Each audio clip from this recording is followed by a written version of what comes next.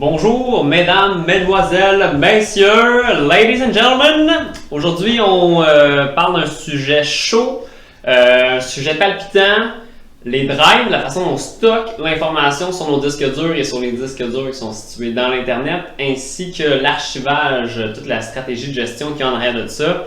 Attachez-vous, ceux qui sont live avec nous, c'est le moment de vous nettoyer les dents parce que ça va vous éventer le partiel. Regardez ça. On travaille en colocation en ce moment, puis il y a beaucoup de choses qui se passent. Je pense qu'on peut continuer. Parfait, ça fonctionne très très bien. Les sujets qu'on va aborder en fond aujourd'hui, bon, juste une petite présentation de qui nous sommes pour vous dire à quel point on a de la crédibilité, même si on n'est pas des archivistes.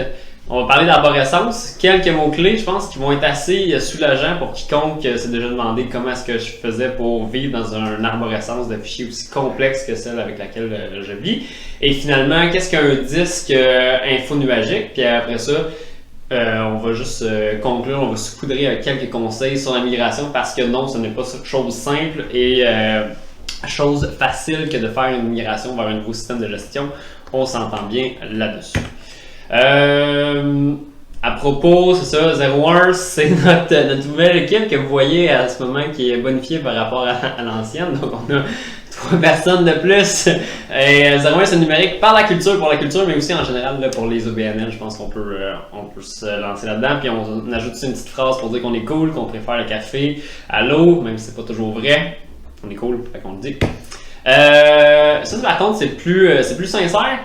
On est passionné de ce qu'on fait, on offre notre savoir, puis on se contente de vivre de notre savoir-faire. Donc, s'il y a quelque chose qui vous allume dans ce que vous entendez aujourd'hui, dans ce que vous voyez, n'hésitez pas à nous contacter. Puis sinon, si vous décidez de repartager le document, c'est le vote. Vous pouvez nous contacter d'ailleurs pour l'avoir, pour avoir d'autres documents complémentaires aussi, puis on va vous les donner avec grand plaisir. Faites juste garder la mention CC et de mentionner que ça vient en partie de nous si vous le modifiez. Alors, on se lance dans le vif du sujet, les arborescences. Fait que c'est ça, just saying, il n'y a personne chez 01 qui n'a de formation en archivistique ou en bibliothéconomie, excusez-moi si je déforme votre titre. On a quelque chose de dynamique qui se passe en arrière-plan. Je suis vraiment très peu concentré comme présentateur. Donc, pour la suite, quelques notions imaginées par notre équipe qui est composée d'informaticiens à la base, donc des gens qui ont une tête plutôt carrée, et des gens qui ont étudié en administration, donc qui ont une tête aussi plutôt carrée. Et c'est dans le fond une version d'archivistique qu'on vous propose qui est adaptée. Une version d'archivistique qui est adaptée à la structure des petits organismes et non pas à celle de gros organismes où on ne va pas vous dire de classer un fonds d'archives avec nos méthodes, ce serait vraiment une très mauvaise idée. C'est plutôt vos dossiers, vos documents administratifs, vos documents comptables, vos communications et vos projets là, qu'on vous propose de classer selon notre méthodologie. Il y a 2 types d'enjeux qu'on va aborder, des enjeux techniques et des enjeux humains. Fait que des enjeux techniques, on va vous donner un petit peu d'éléments de nomenclature pour que ce soit plus simple, de facile à retenir, puis voir qu'est-ce qui vous dérange en fait pour que vous puissiez mettre le doigt sur ce qui vous dérange dans votre arborescence, si existe une telle chose en ce moment. Et finalement, des enjeux humains, parce que c'est bien beau de dessiner une arborescence en théorie, mais en pratique, souvent, c'est très organique. On classe les documents là-bas comme je te pousse, selon les rushs du moment. Donc, on va aborder aussi ces enjeux-là. Les enjeux techniques, lançons-nous. Avec un S technique, naturellement, c'est une blague pour savoir si vous suiviez. Bravo, un morceau de robot. Première des choses, la vie des documents. Ça, c'est la seule notion qui vient vraiment d'un milieu archivistique. Donc ça, vous pouvez prendre ça vraiment pour du cash. Il y a plusieurs... On propose en archivistique une façon de classer les documents selon leur durée de vie. Donc des documents qui sont actifs, semi-actifs ou historiques. Dans les documents actifs, on va parler des affiches qu'on fait, les contrats qu'on utilise. Les contrats, c'est une très mauvais exemple.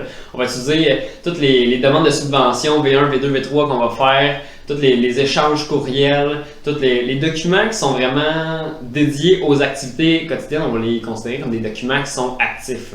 Au niveau des documents qui sont semi-actifs, on va là y compter des documents, c'est ça, légaux, comptables, des modèles, les contrats que vous avez utilisés, vos états financiers auxquels vous allez vous référer une fois de temps en temps.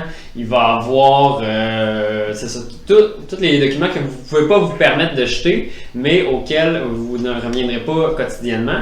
Et finalement, les documents qui sont historiques.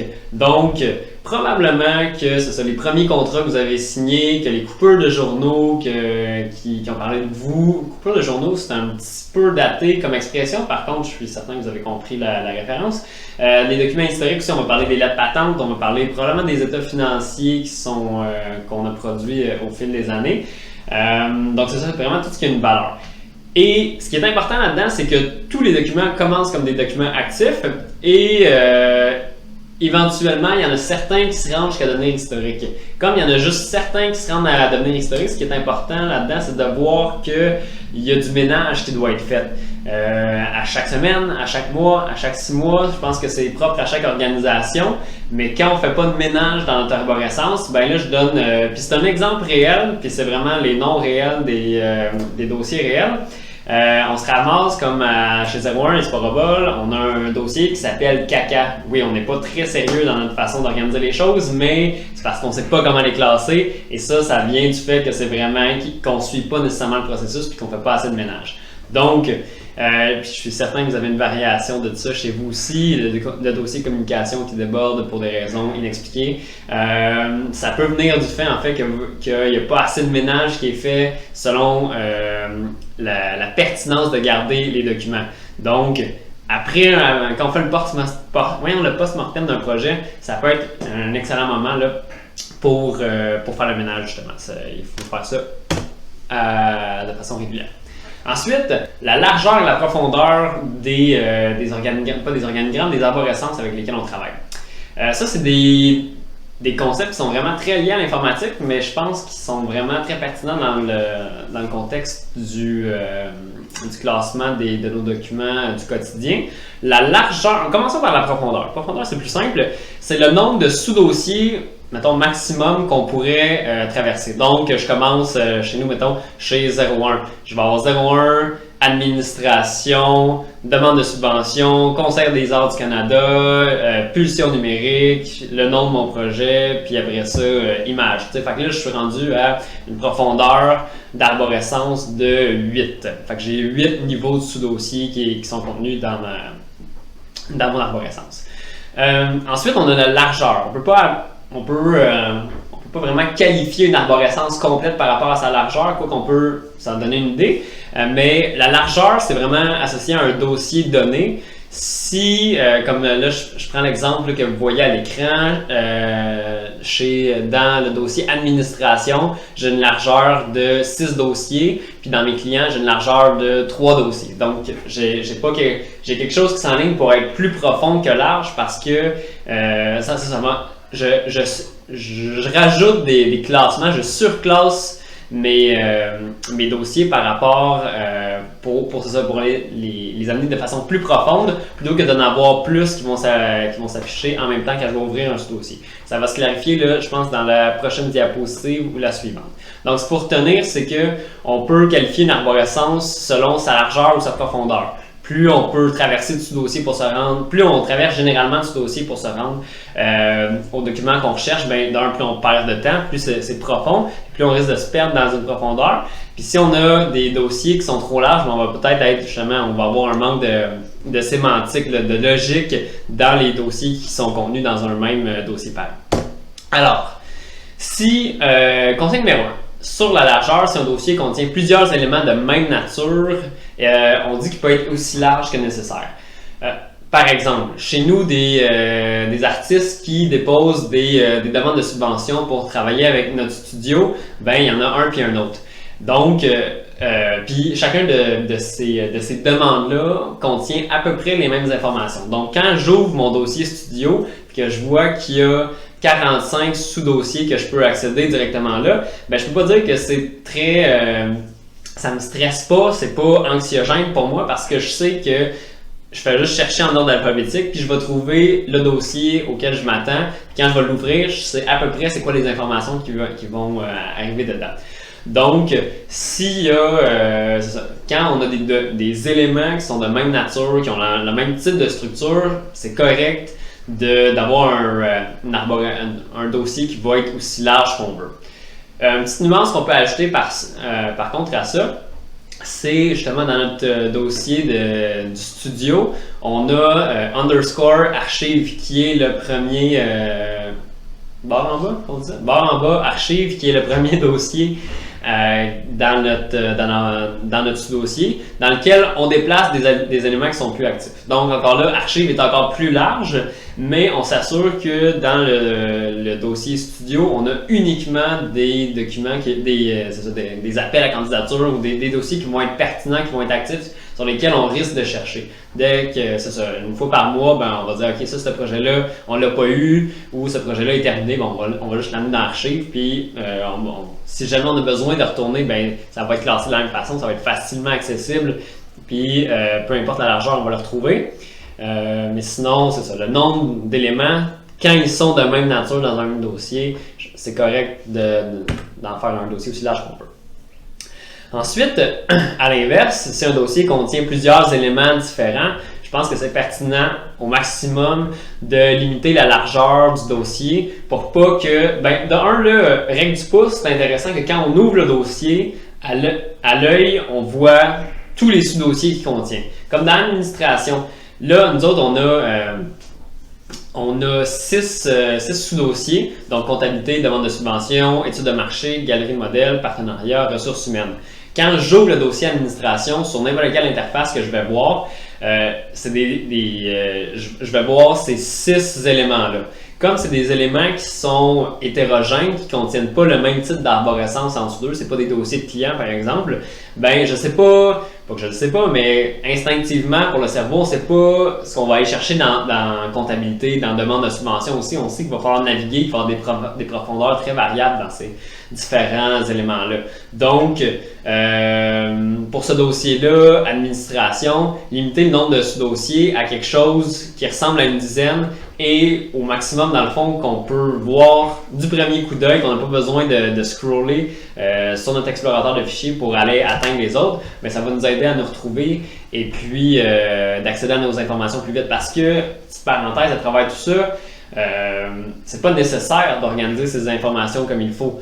Par contre, ça nous permet de sauver du temps, d'un, puis vous seriez surpris à quel point des fractions de secondes, puis des clics pour traverser une arborescence, ça s'ajoute dans une journée. C'est des fractions de secondes, ça devient rapidement des minutes, puis après des mois, c'est certainement des heures qu'on passe à chercher des fichiers. Donc, on n'est pas obligé de bien classer nos affaires, mais le fait de le faire, ça réduit l'anxiété de trouver ces fichiers-là, d'avoir des risques de duplicats, ça réduit le temps qu'on passe à travers tout ça. Fait qu'il y a vraiment un paquet de bonnes raisons de suivre ces excellents conseils-là. Hein? On se dira pas. Profondeur. C'est certain dans toutes les organisations, chez nous c'est le dossier caca. Il y a moyen de trouver un démo de Balrog pour ceux qui ont la référence. Pour les autres, on parle naturellement du Seigneur des Anneaux. Si on s'en va dans des arborescences qui sont très très très profondes, c'est bien a priori parce que tout est bien classé, tout est à sa place dans des regroupements qui font sémantiquement du sens. Ça, c'est pas mal répéter ce qu'on voulait dire. Sémantiquement du sens, je m'en excuse. Mais quand on se rend à 10, 15, une profondeur de 20 sous-dossiers, ça prend une éternité de retrouver nos données. Puis probablement qu'il y a quelqu'un qui avait fait du sens autrement dans une autre branche, puis qu'il y a des données qui vont être dupliquées ou qui sont juste qui sont pas placées au bon endroit. Donc, on peut définitivement se perdre en explorant toujours plus profondément nos arborescences. Et à ce sujet, on vous conseille là, vraiment de limiter ça. Peut-être à une dizaine si c'est possible, c'est vraiment l'idéal, mais on s'entend que ça peut aller plus loin que ça. Et sinon, contraintes techniques, dans certains logiciels, là, dans des drives ou dans certains serveurs qui sont un petit peu plus vieux, on va avoir une contrainte d'une vingtaine, mettons, de sous-dossiers dans lesquels on peut une profondeur d'une vingtaine de sous-dossiers. Donc, il y a comme un maximum physique aussi à la profondeur qu'on peut avoir dans une arborescence. Donc, en plus d'être une mauvaise pratique, on peut se retrouver avec des gros problèmes. Après ça, là, bon, ça c'est un sujet qu'on pourrait aborder plus de vive voix, mais on vous propose d'encadrer, disons, les 3 à 5 premiers niveaux, dire, OK, bon, ben, à la racine, fait que la racine, c'est le début de l'explorateur de fichiers. Là, sur Windows, ce serait le disque C. Sur vos drives en ligne, ça va être le nom du drive que vous avez déterminé. Sur Mac, c'est slash. Fait qu'à la racine de l'arborescence que vous avez chez vous, on vous propose de dire, OK, bon, il va avoir juste administration, communication, puis projet. Puis dans l'administration, il va avoir tel, puis en tout cas, on préorganise un peu les choses, puis on limite la créativité des gens qui utilisent l'arborescence dans les 3 à 5 premiers niveaux. Pour être sûr que ça, c'est toujours solide, c'est toujours clair, la façon dont on classe les éléments est la même pour tout le monde dans justement les 3 à 5 premiers niveaux. Puis après ça, on s'entend que justement dans le studio, nous autres, quand il y a un artiste qui nous arrive avec un projet X, c'est possible qu'il y ait un sous-dossier qui soit sur les costumes, chose qu'on n'a pas souvent en art numérique. Bon, ben, on ne retrouvera pas ce dossier-là naturellement. Exact. Donc, 3 à 5 premiers niveaux, c'est vraiment une bonne chose de les encadrer et ensuite de limiter la profondeur là, dans laquelle on est. Une autre façon, après ça, de voir le classement de nos données, il y a une infinité de manières de les classer. Ça pourrait être juste par ordre alphabétique, ça pourrait être juste le mois dans lequel on a imaginé cette idée-là, peu importe. On vous en propose 2 grandes qui sont généralement les 2 façons de classer les projets et les fonctions d'entreprise les plus courantes qu'on voit. Fait que par fonction d'entreprise, je veux dire là on parle dans le milieu culturel, mettons, l'administration, les communications, la création et la diffusion. Parallèlement à ces fonctions d'entreprise-là, on va dire qu'il va y avoir plusieurs projets. Donc, si typiquement on a des employés, des membres de l'équipe qui sont associés à une tâche, une personne qui fait juste de l'administration, une personne qui fait juste des communications, et ainsi de suite, on peut se dire que ça peut être une bonne façon, là, si les gens ne veulent pas trop partager leurs données, de dire qu'on se fait un dossier administration, un dossier communication, puis ensuite on redivise le projet 1 dans chacun de ces dossiers majeurs-là. Et dans le cas contraire, si notre organisation est vraiment motivée, j'allais dire motivée, mais le mot que je cherchais est en anglais, drivée, si ce qui nous fait évoluer ce qu'on manipule le plus au quotidien, c'est vraiment des projets plus que des fonctions. Mais on peut se dire, on va classer ça projet 1, projet 2, projet 3, puis on reproduit les différentes fonctions d'entreprise dans chacun de ces projets-là. Fait que c'est 2 grandes façons de voir le classement des informations. Et c'est important, je pense, d'en adopter une des 2. Probablement que dans l'administration, on s'entend que la comptabilité, les ressources humaines, c'est toujours quelque chose qui est un peu à part. Il va y avoir certains éléments de mixité là-dedans, on s'entend, on s'en sort pas. Mais c'est de se dire qu'en équipe, a priori, on classe ça par projet, ça clarifie un peu l'arborescence pour tout le monde. C'est vraiment une base solide, là, même pour les nouveaux venus qui vont venir s'intégrer dans l'équipe, qui vont dire « Ah, ok, ça doit être à peu près là dans l'arborescence », plutôt que de chercher à gauche et à droite selon les modes qui ont été adoptés par les différents employés qui ont évolué dans leur poste là, auparavant. Donc, par département ou par projet, c'est 2 façons très, très accessibles et réalistes là, de classer nos données. Ensuite, on voit beaucoup de la classification par année. Chez nous, on n'est pas si sûr que c'est une bonne façon de faire. Par contre, la reddition de compte se fait beaucoup de façon annuelle. Côté comptable aussi, ça va bien annuellement si on veut faire ça. L'année, c'est une belle unité de mesure. Par contre, les seules questions qu'on vous pose, c'est ça veut dire quoi une année?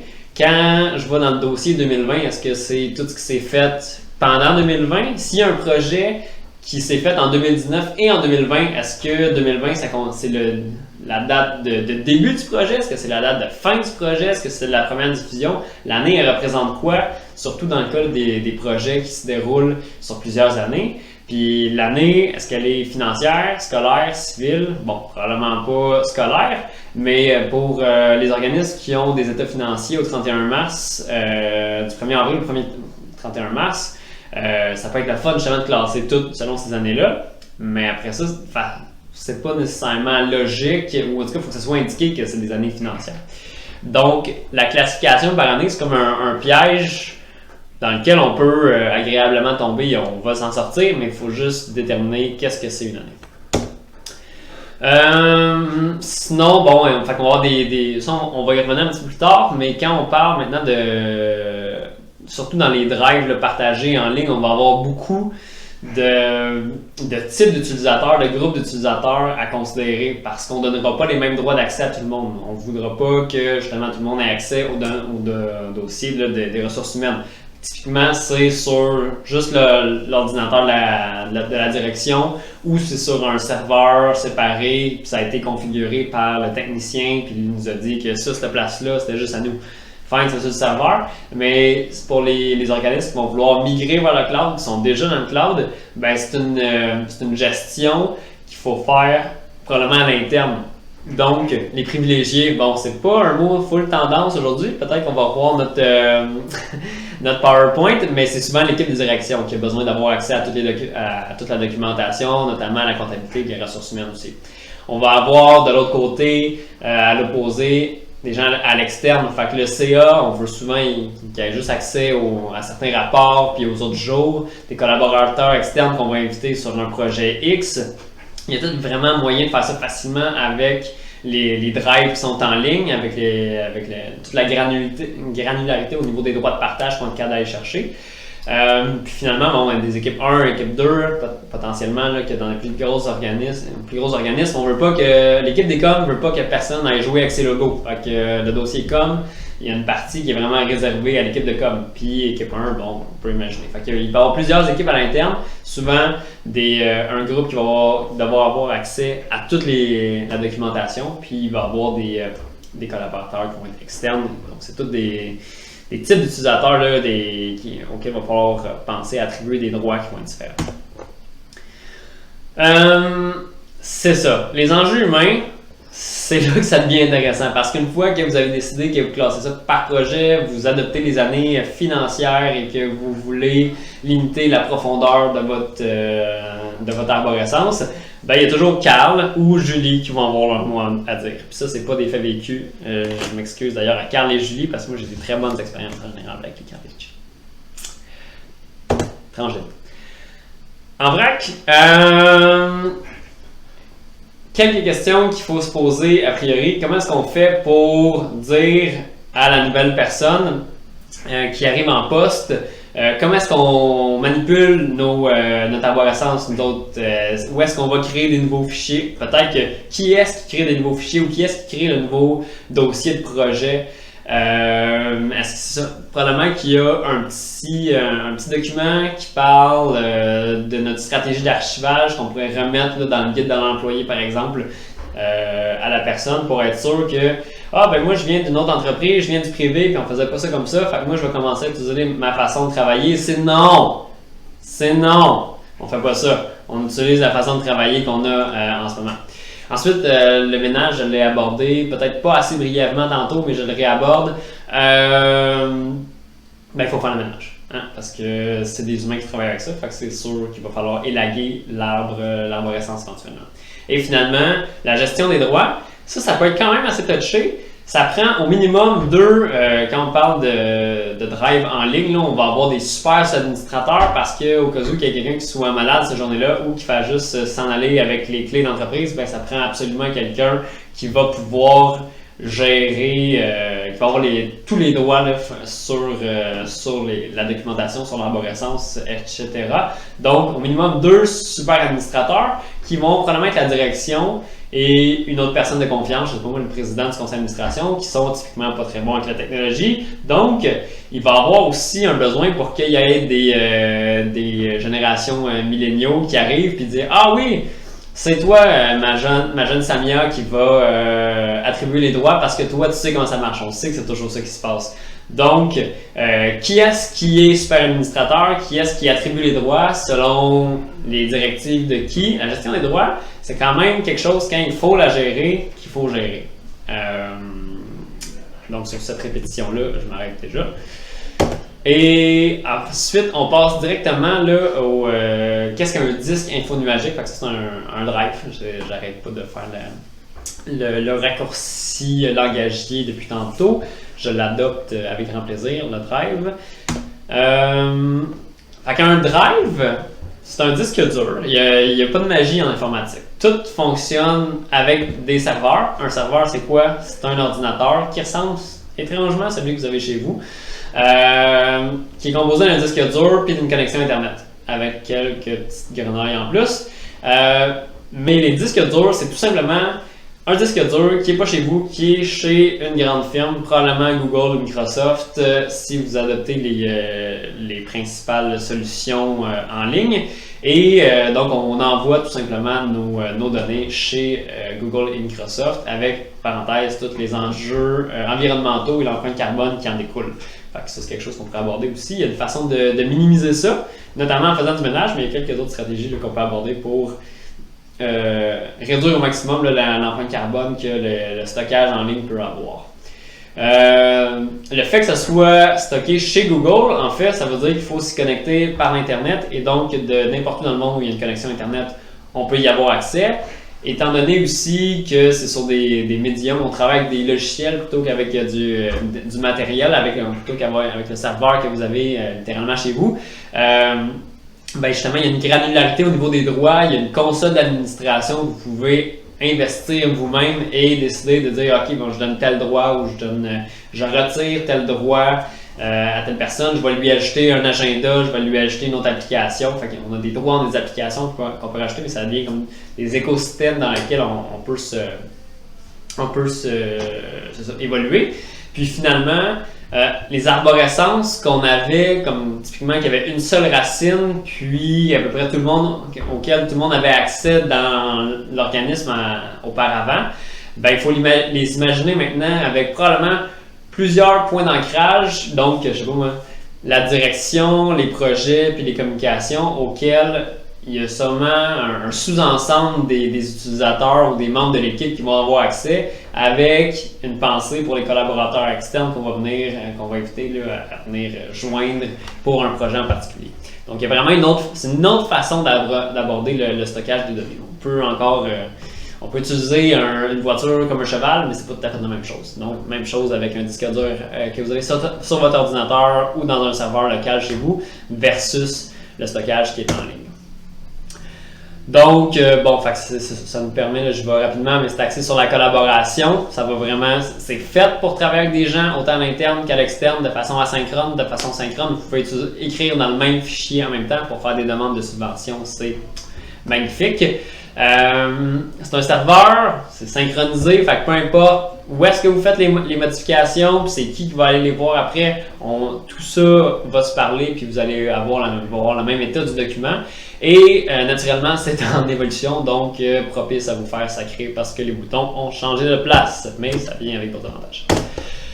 Les partages, on y va, c'est ça, je viens de l'aborder, on y va rapidement parce que probablement que ça va vous prendre l'aide d'un beau-frère ou de l'équipe de 01 ou de n'importe quelle autre équipe avec qui vous faites déjà affaire pour vraiment vous expliquer comment ça fonctionne ces partages-là.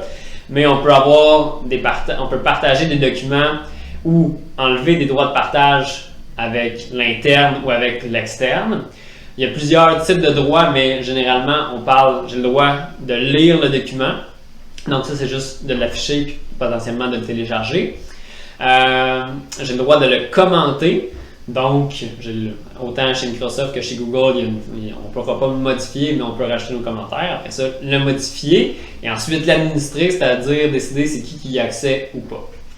Et finalement, dans l'administration de nos droits, il y a plusieurs types de droits, mais il y a plusieurs entités auxquelles on peut attribuer ces droits-là. Donc, on parle de la racine. Fait que je peux dire tout est ouvert à tout le monde ou tout est fermé à tout le monde par défaut. Ensuite, on peut travailler sur les sous-dossiers. Donc, est-ce que le sous-dossier administration, probablement qui n'est pas ouvert à tout le monde par défaut, mais que le dossier projet, lui, va l'être. Donc, on peut travailler uniquement sur des sous-dossiers. Finalement, avec des fichiers, on peut faire ça aussi. Donc, Probablement que, je sais pas moi, le fichier Illustrator sur lequel la graphiste travaille, la graphiste qui travaille pour une agence de communication, ben, je veux partager uniquement ce fichier-là avec la dite personne. Donc, on peut attribuer ou enlever des droits, par exemple, là, dans ces cas-là, sur des fichiers simples qui sont unitaires. Et finalement, c'est le moment de bien faire les choses parce que oui, une fois que vous avez considéré tout l'enjeu humain, ben il y a l'enjeu humain de OK, on le fait.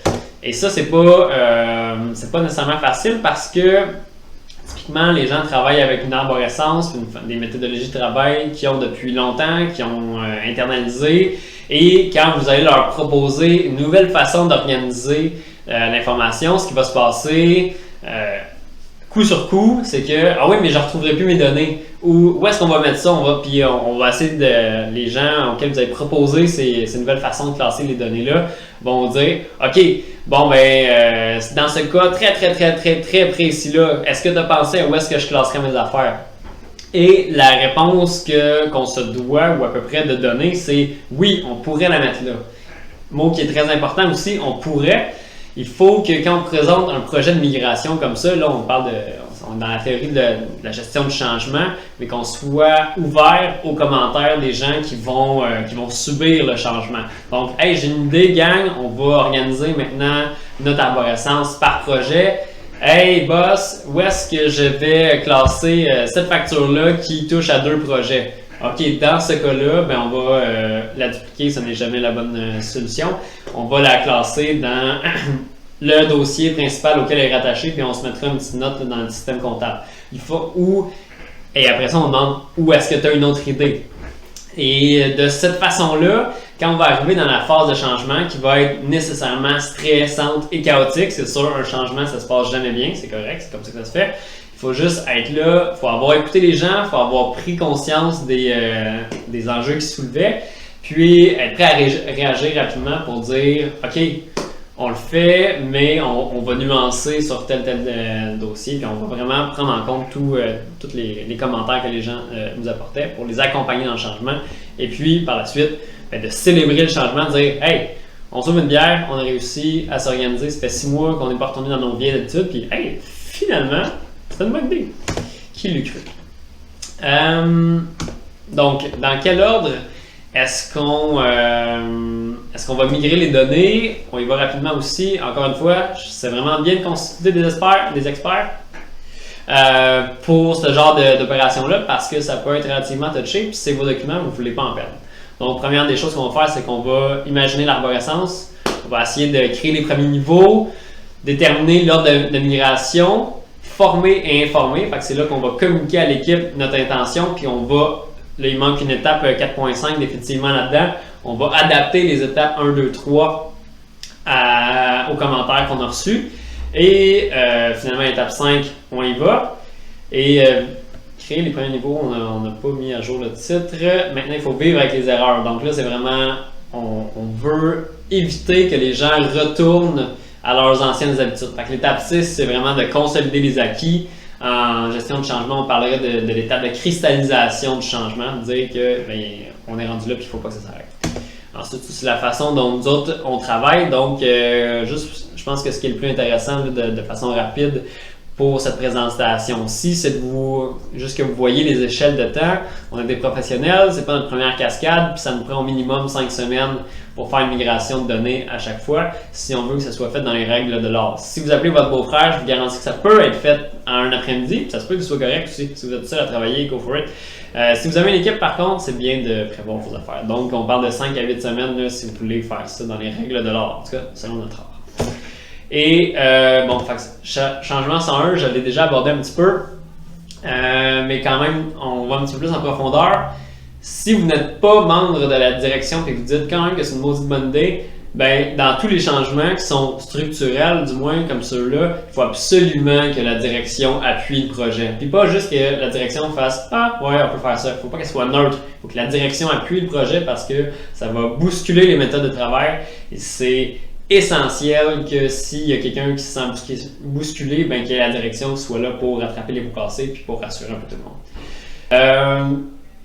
Numéro 2, numéro 3, il faut travailler avec des gens qui sont intéressés, surtout au début. Donc, tous les gens qui ont un intérêt dans ce projet-là, on les invite. Il va probablement avoir des leaders qui vont être positifs, des leaders négatifs.